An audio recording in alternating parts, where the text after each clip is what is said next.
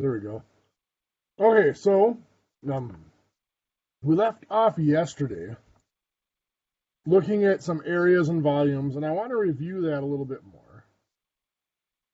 Let's look at areas first.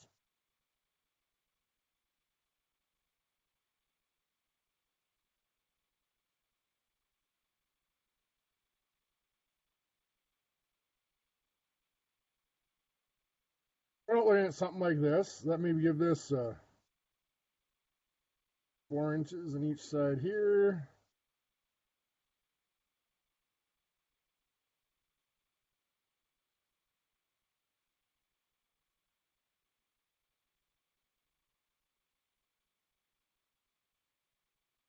Like that. Now, we need to find some missing dimensions. First one we're going to need to find is this one right here. What's that dimension come out to be?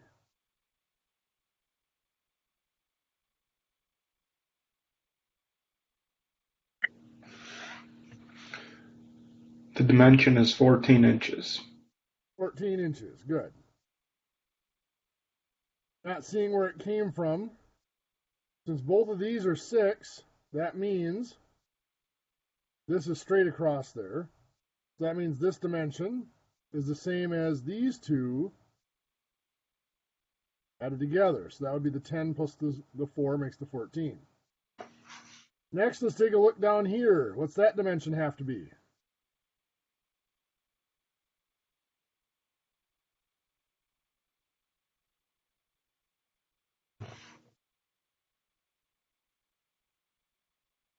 $20.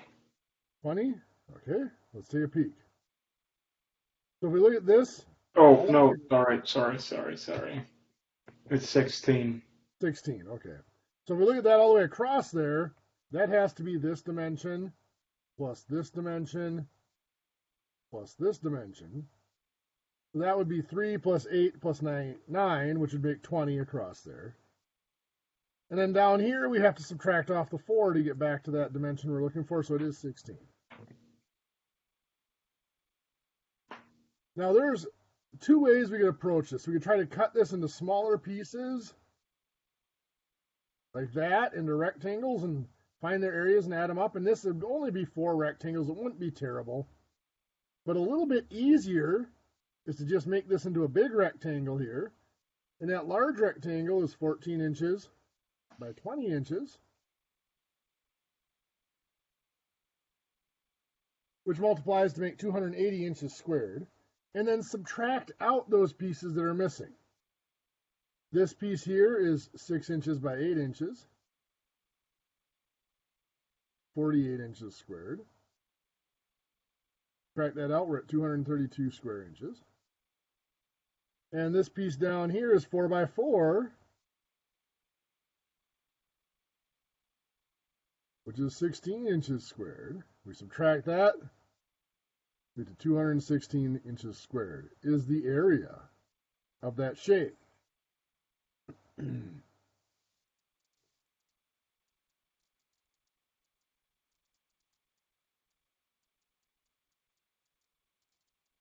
We got cut a little short yesterday on volume, so I want to go back and do a little bit more with volume. I remember we defined volume to be the area of a base times a height. And there's a reason why. If it's just a box,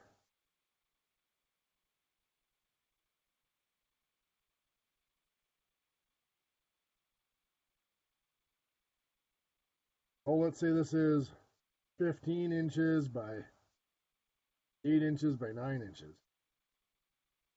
Any of those sides could be a base. A base is the shape that the object is based off of. Now, one way to think of that based off of is it means it's a shape. I can take that shape and I can slide it through the whole object to make it. Now, I could take the bottom of that box and I could slide it through the whole object just fine. But I could also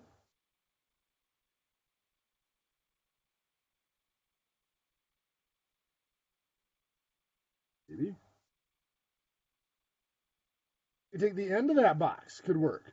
I could slide that through just fine. It would slide right through the box.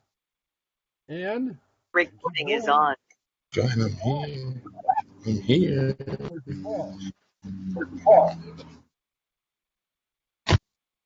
Come on now. There we go. I can take the back of that, and that would slide through the box as well. So any side of that box could be considered a base. So in that case, what we typically do is we just use the bottom. So the area of the base for that box is just the area of that rectangle, the bottom, 15 inches by 8 inches. And 15 times 8 is 120. Inches times inches is inches squared. So then to get to a volume from that, take that area of the base, the 120 inches squared, times the height, which is going to be the 9 inches, and we multiply. 120 times 9 is 1,080. Inches squared times inches is inches cubed, or inches to the third power. We know a shortcut formula. For a box, the volume is just length times width times height. We've used that shortcut formula before. Pretty simple to do. Notice, length times width is just the area of the base when we're dealing with a box. The reason I bother to define this formula as volume is an area of a base times a height is because not all shapes are as simple as a box, and not all shapes have the base on the bottom.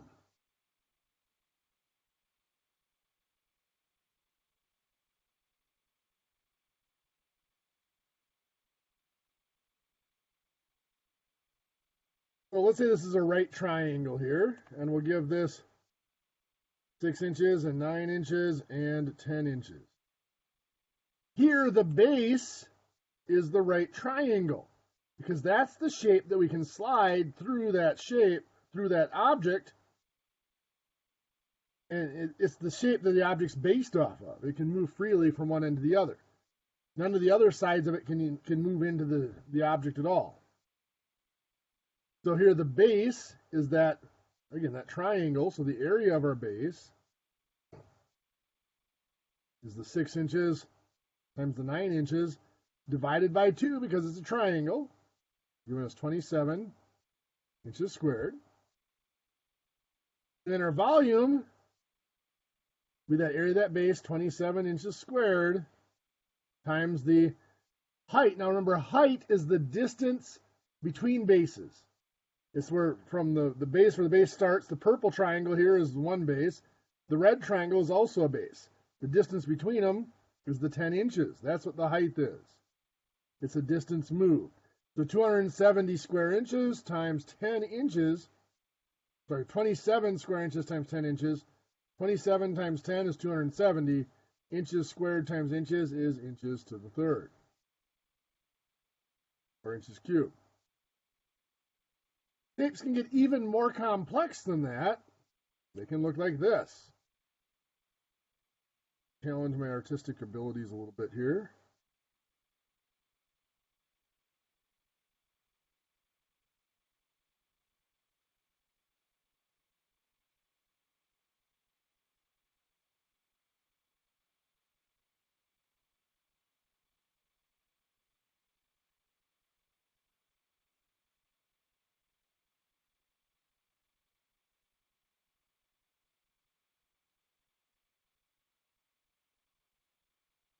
We have a shape something like this.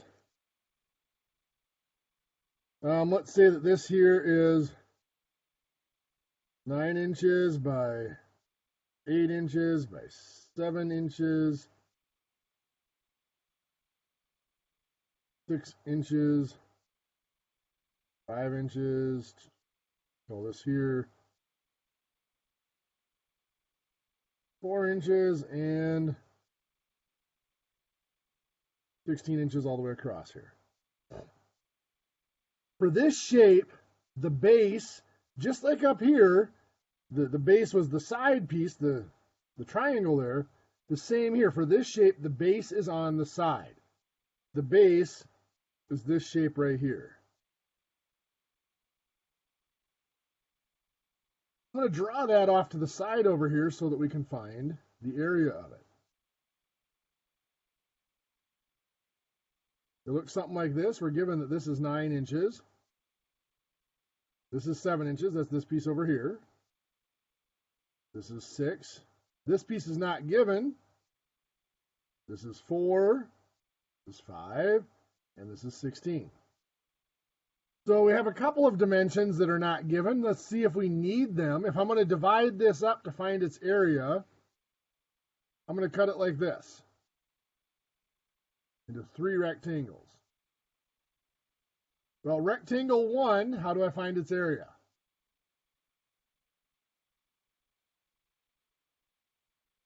Which is 9 inches times 7 inches. Giving us 63 inches squared. Rectangle 2. I don't know any of the dimensions of rectangle 2. See, I didn't draw this to scale very well, but we can find this dimension right here fairly simply. Because this is 9 and this is 6, that dimension has to be the difference between them. That has to be 3 inches. So I have one of them. This dimension right here I need to find. To find that, I know this whole thing here is 16. This piece is 7 and this piece is 4. These 3 pieces have to add up to that 16. This one, and this one have to add up to the 16 total. Well, 7 and 4 makes 11. This one has to be 5 inches so that it adds up to 16. So piece 2 there, 3 inches by 5 inches. 3 times 5 is 15. Inches times inches is inches squared. And piece 3, that's 4 by 5.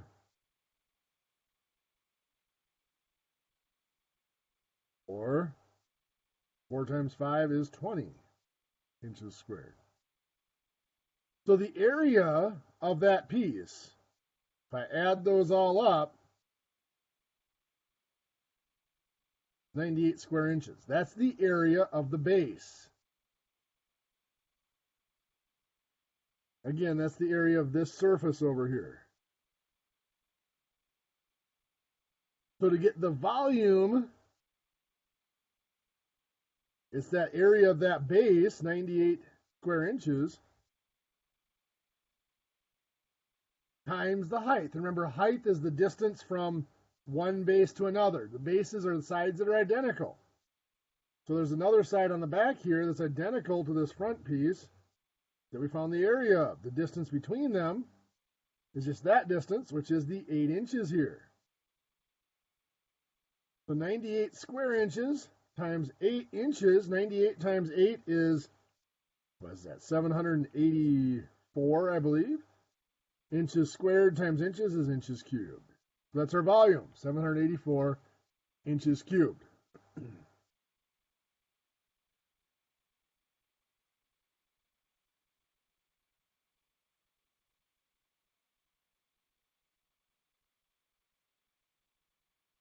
Using that definition of volume as being the area of a base times a height saves us from having to have a bunch of special formulas.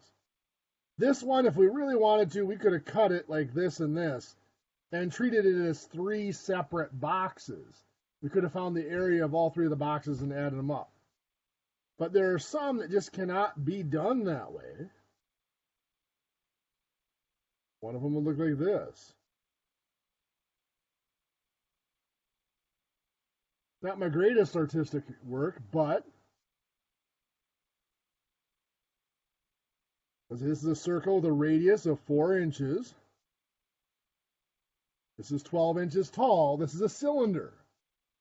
And here the cylinder is based off of this circle.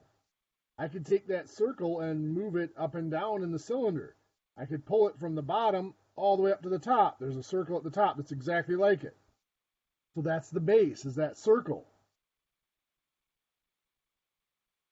So the area of the base is the area of that circle, which is pi times the radius squared. Pi times 4 squared. If I use 3.14 for pi, that's 50.24 square inches. So then my volume is that area of the base, the 50.24 square inches, times my height. Again, the distance between the bases, circle on top and circle on bottom, is the 12 inches. 50.24 times 12 is, sorry, something just fell off my shelf above my desk. 602.88, I believe. Let me double check that.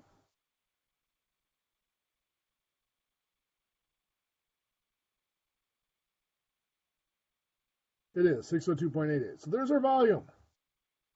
So we don't need a special formula for a cylinder or any of the other shapes that we could possibly want to find volume for, as long as we treat our volume as the area of a base times the height.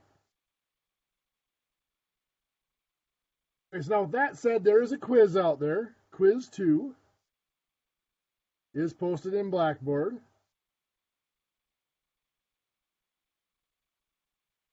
So that should be completed and submitted. By class time tomorrow. By the end of class tomorrow, I should say. Tomorrow was that January 27th. Those of you that are in Rice Lake, if you just want to complete it and hand it to me in class tomorrow, that is fine. So you don't have to worry about the electronic submission. Otherwise, we can do it through Blackboard. The nice thing about submitting it in Blackboard is you get immediate feedback. When I can grade it from anywhere. I mark them off in Blackboard so you can see which ones you got wrong right away. Handing them to me in person works well as also. The only thing there is you have to wait for me to see you in class again so I can hand it back to you. Okay, so our new topic for today. We have only 2 topics left in Unit 1. Unit 1 test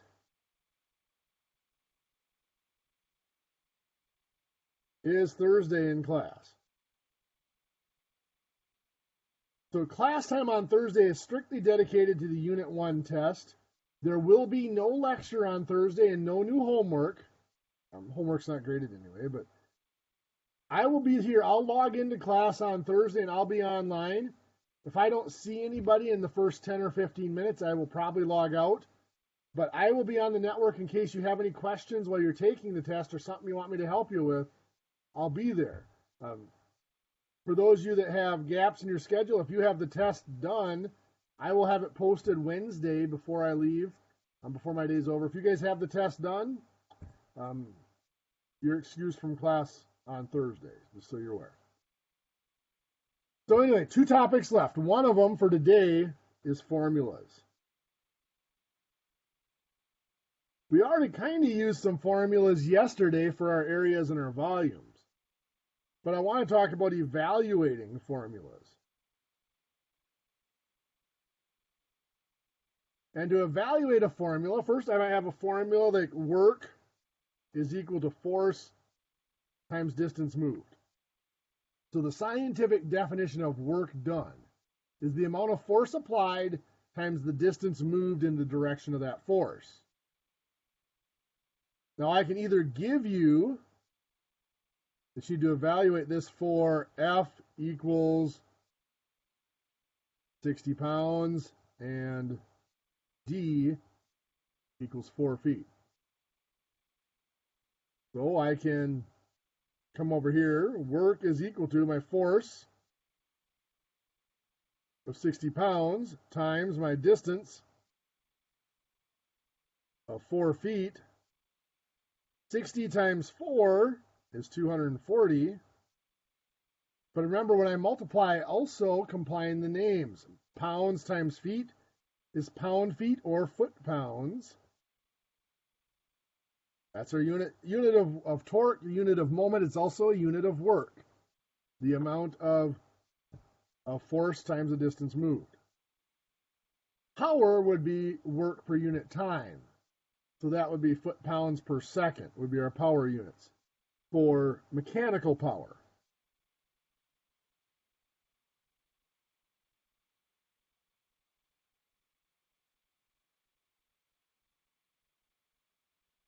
So mechanical power, P, is equal to work divided by time, or you might use the formula P is equal to force times distance. That's our work, is found by force times distance, divided by time. And we might be asked to evaluate that for F equals 70 pounds, D equals 12 feet, and T equals 30 seconds. So our power here, we're going to put in 70 pounds for F, 12 feet for our distance for D, and 30 seconds for our time for T. Order of operations now applies. Once we've substituted in those numbers, we do everything on top of that fraction bar first. 70 pounds times 12 feet. Well, 70 times 12 is 840. Pounds times feet is foot-pounds. And then we have the 30 seconds on bottom. There's nothing to combine on bottom. So now we can go ahead and divide. 840 divided by 30 is 28. Foot-pounds divided by seconds is foot-pounds per second. Sorry for being late. No problem. Yeah. So electrical power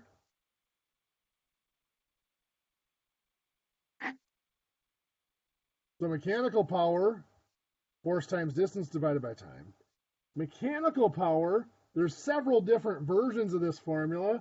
I chose the one that's more interesting for us mathematically, just not like the formulas we've done so far, is the voltage squared divided by the resistance.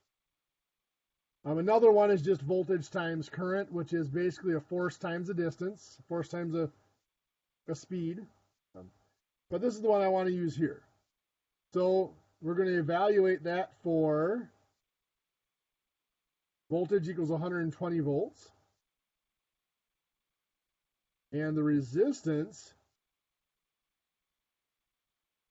typical resistance in a circuit is 8 ohms or slightly or more. Household circuit is 15 amps, a standard household circuit.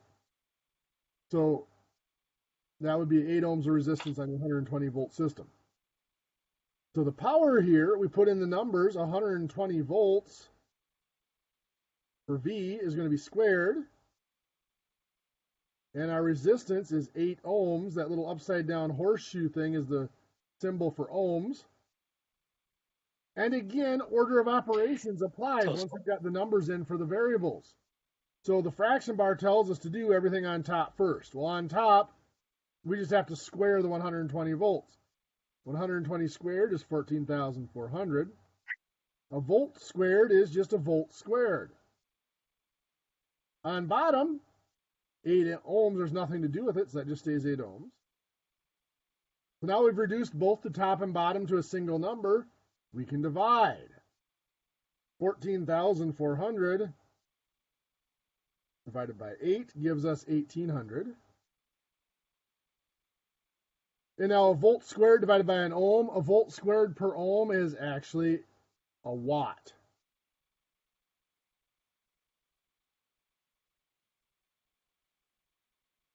$1,800 watts would probably be converted. We haven't done metric system yet, but 1.8 kilowatts. In electricity, and you talk about home power consumption,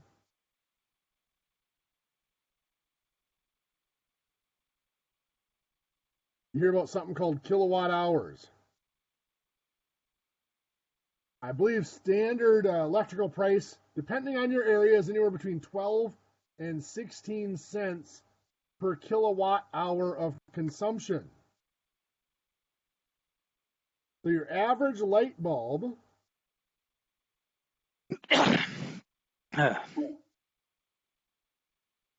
takes, well, it's a 120 volt circuit, and it usually draws about 3 amps. Well, let's do this. It is a, let's erase it. Let's just do it's a 60 watt bulb. Now that's if you're using the old incandescent bulbs. The LED equivalent is usually like 8 watts.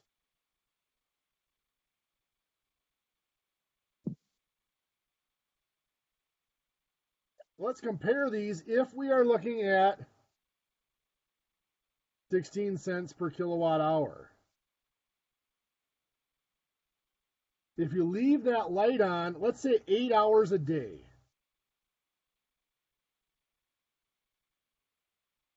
times 30 days in a month, that's 240 hours per month that light bulb is staying on. So for the incandescent bulb, 60 watts times 240 hours,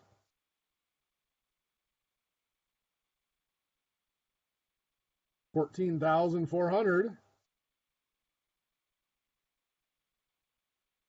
watt hours. Now, to trick it from watt hours to kilowatt hours, it's just divided by 1,000. Remove the decimal 3 spots. So it's 14.4 kilowatt hours. We do 14.4 times 16 cents. You get $2.30 a month.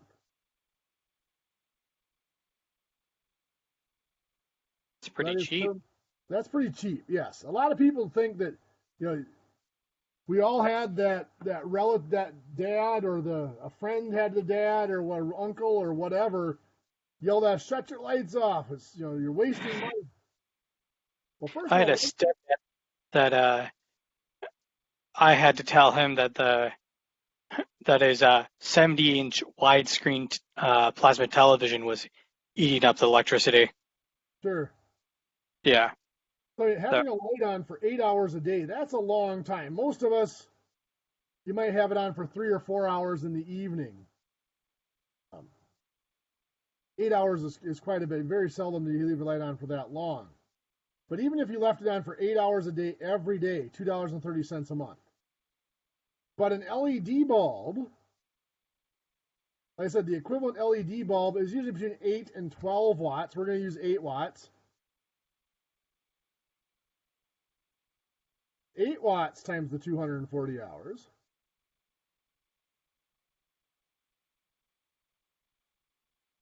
is 1,920 watt hours. Again, we move the decimal point, or divide by 1,000. That's only 1.92 kilowatt hours. 1.92 times our 16 cents, it's 31 cents per month. So it is considerably less for the LEDs. It is figured that the average light bulb stays on for about 2 hours per day. If you have 6 LED bulbs in your house, having those LED bulbs compared to incandescent bulbs should save you between $3 and $6 a month. That's not huge money, but they figure that an LED bulb will pay for itself in about 4 or 5 months because of the extra cost of the LED bulb.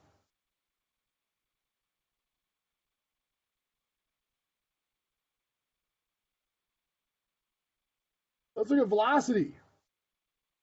Our formula for velocity, V equals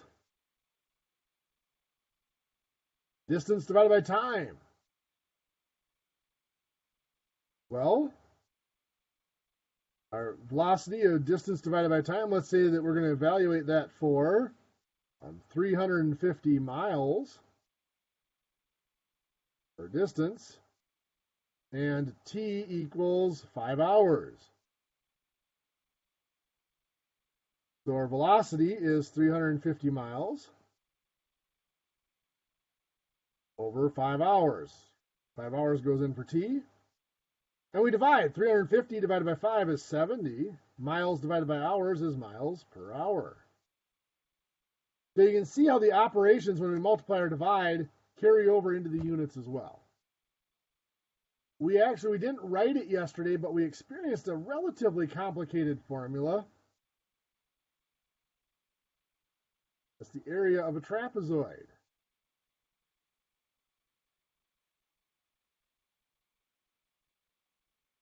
I'm going to draw a relatively basic trapezoid here. Remember, the key to a trapezoid is it has two sides that are parallel. The top and the bottom of that are parallel. Those are bases. The top is going to be little b for the little base. Bottom is big. I'll be back. Distance between those bases, just like the distance between the bases in our volumes, our objects for volume was a height, this is also a height. So we define that area to be the average of the bases. So it's big B plus little b over 2, and then times the height. So here, rather than be given big B equals and little b equals and h equals, we would most likely be given a shape. We have to pull the information out of that shape. So let's say that this up here is 12 inches. This down here is 40 inches. And this distance between them is 16 inches. We would evaluate that. We would put in 40 for big B, 12 for little b, over 2, times 16 for h. So 40 plus 12 is 52 inches.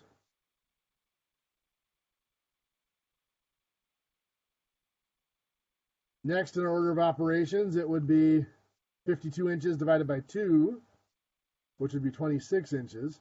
Now that's reduced to a single number, so we don't need the parentheses anymore, but we do have to make sure that we have that multiplication after it. And then 26 times 16 is 416. My apologies. This is inches squared. So again, there's a formula. We found that area yesterday, but we didn't really specifically spell out the formula and how to plug in. Formulas are all around us. If you're looking at utility construction, you're going to have estimating formulas. This will be, formulas like cost per foot to trench something in. Some formulas might consider the length of the trench and the depth of the trench for formulas. So you might have, that figured into it as well. We look at automotive. There are formulas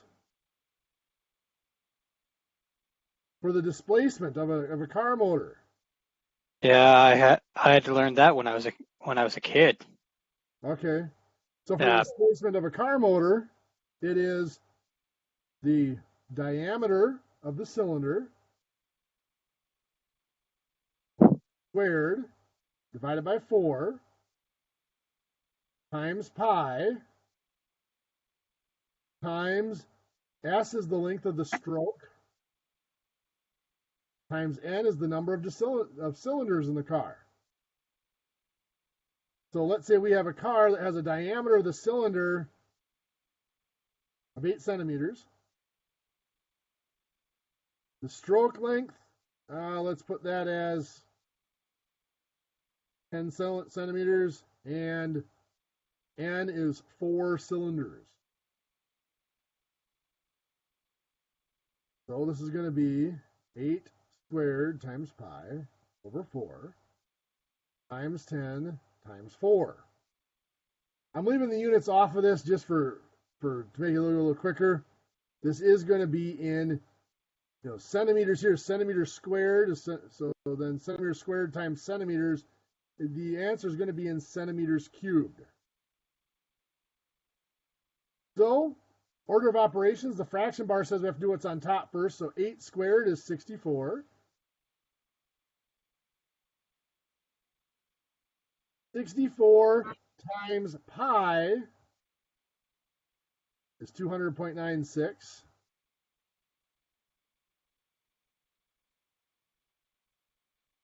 Well, now all we have left is the division and multiplication, so we're going to go left to right. We do the 200.96 divided by 4 is 50.24. 50.24 times 10 is 502.4. And 502.4 times 4 is 2,009.6. Again, that was centimeters cubed. For those of you that are wondering what size motor that would be, well, 1,000 centimeters cubed equals 1 liter. That would basically be a 2-liter motor, 2.009, or just a 2-liter motor. It's bad that I'm thinking of several cars I could probably put that in.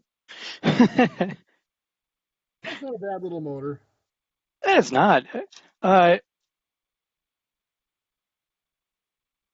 It's one of the ones that you could easily kind of mess up, though, if you don't know what you're doing. Well, the problem with most of the 2.1s and the 2.2 liter 4-cylinders are nice little motors. The ones with the 2.0s are usually fairly good. Anything smaller than that, the 1.8s, the 1.9 liters, most of those are what we call an interference head. Yeah. So you have to be very diligent about replacing the timing belt.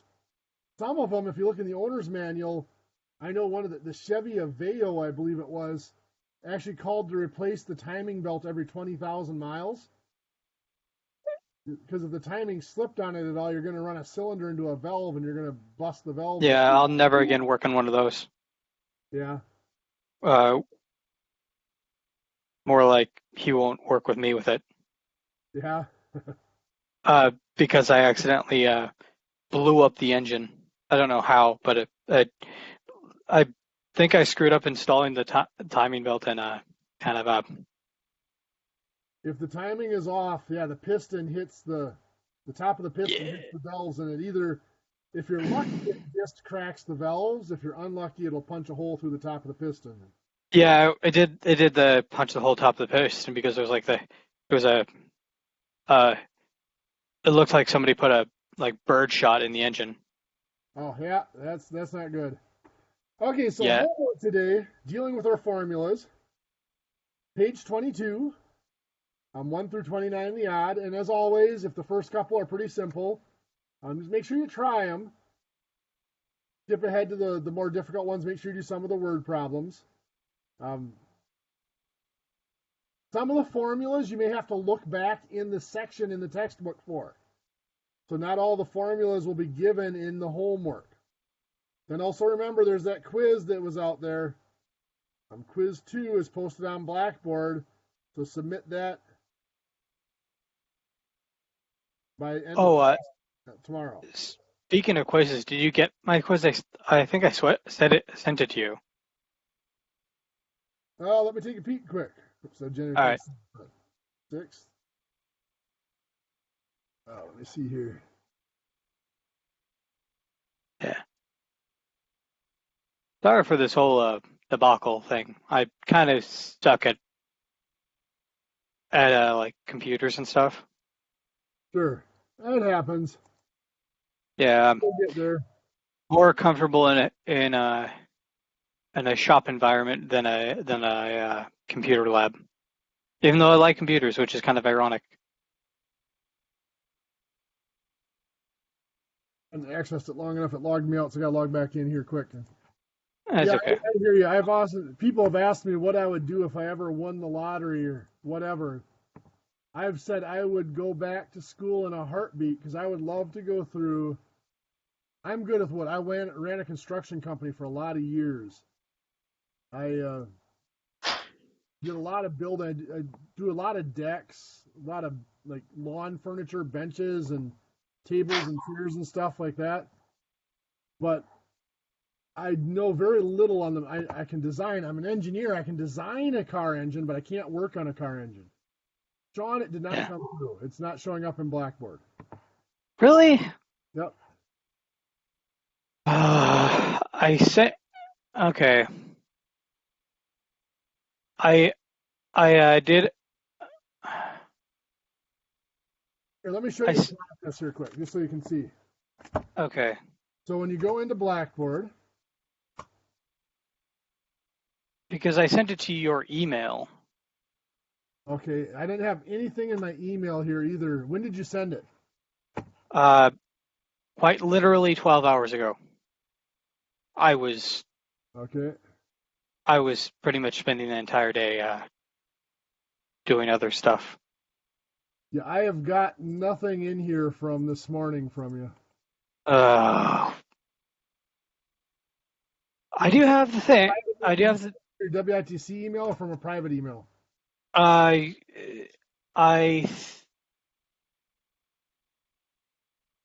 crap. I probably did do it in the private email. If it comes from a private email, a lot of times our spam filter knocks it down. So if you go to Blackboard, I'll go through my campus. It's just easier for me. Once you get to Blackboard, Mm-hmm. eventually, there we go. Please wait for processing. Uh-huh. I have to tell you, I'm not deliberately doing this. I hate doing this to my teachers.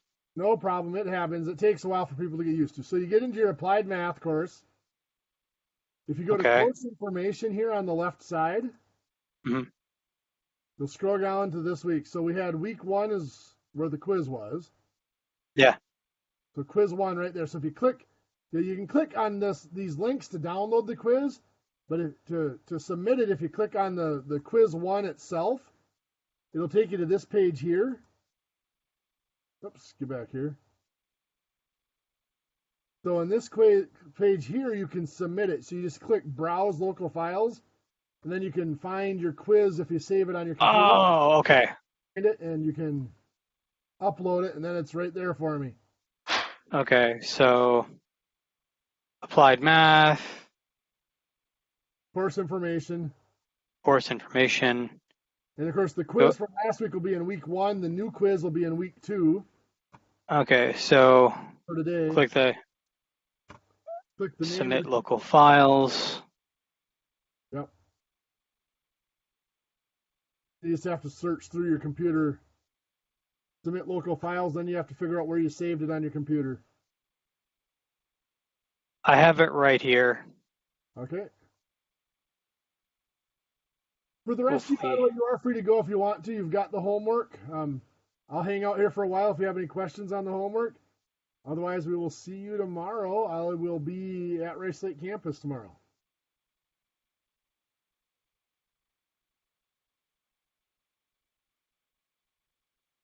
It is showing up now, Sean. It appeared in Blackboard, so you're good. Okay. Now I did it. I made a All little right, joke on the. Can you, Go ahead, Andre. you can go. Can you go over that again? I got the homework, but I was having I was with the scene. Okay. Yeah. So, So when you go to Blackboard,